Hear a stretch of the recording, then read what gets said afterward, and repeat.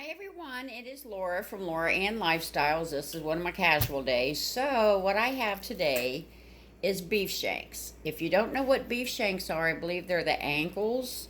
You can get them in lamb, beef, pork, whatever. They are the most tender part of the meat to me. I adore it. It's like silk. So, the first thing you want to do is look and see this fat strip. You want to cut that. If you don't cut that, then you'll get this big puff around this bone here. It'll puff up and then it won't cook evenly.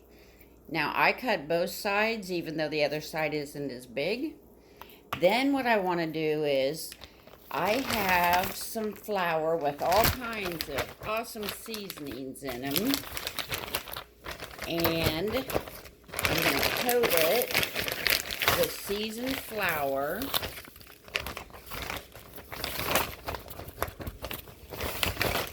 And then I have a pan over here already hot. It's got canola oil. You can use any kind of oil you want.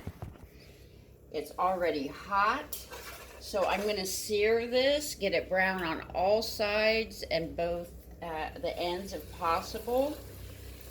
And then I'm going to do the other one, which I've already clipped the fat line on this. This is a big one. So I will come back after I'm done sauteing on each side. Okay, so I've still got this sauteing, but I want to show you how beautifully brown this is.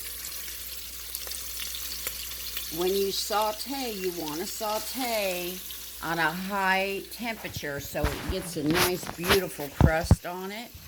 But when you cook beef, especially something that is a tougher meat or even this, you cook it very slow for a long period of time, but when you saute, you want to saute it really quick.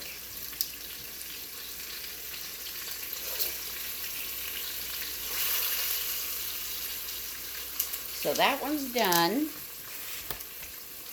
I'm going to put it back on the plate, and then I'm going to flour and saute the big one.